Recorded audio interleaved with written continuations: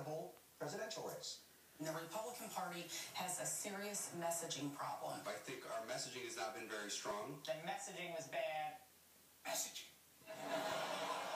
If only people knew what the Republicans were about. What the Republicans need is some kind of 24-hour-a-day, 7-day-a-week perpetual messaging, refinement, and distribution resource, preferably one cloaked in the trappings of journalistic authority, but without any of its ethical constraints. What would we call such a place? Elephant news is too obvious.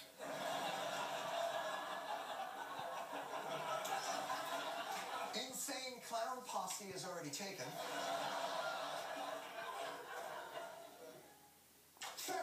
Ferret news. I'll work on it.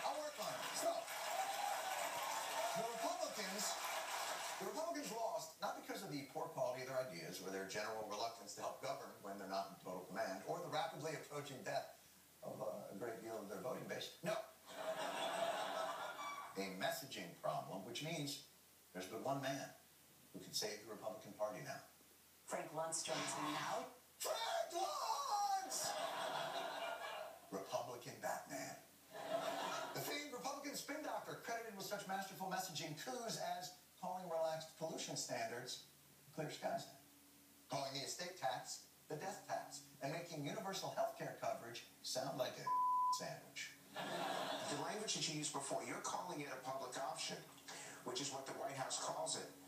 Are you sure it isn't a government option? If you call it the government option, the public is overwhelmingly against it. You know what? It's a great point, and from now on, I'm going to call it the government option.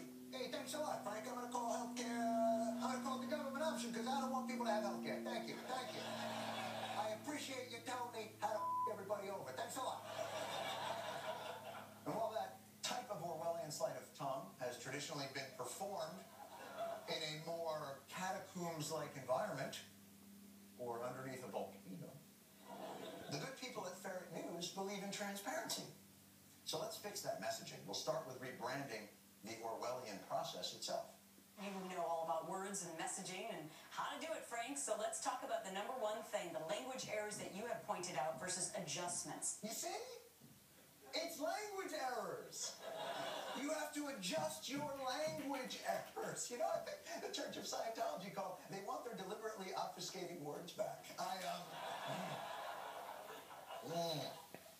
See, Republicans aren't they're adjusting language errors. Like how Elmer's glue used to be Elmore Richardson's horse boiling emporium.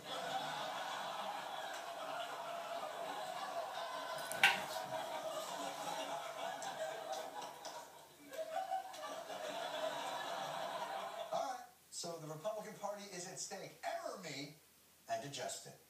You believe the error is smaller government. The adjustment should be more effective and efficient government. Why are those words so much more important?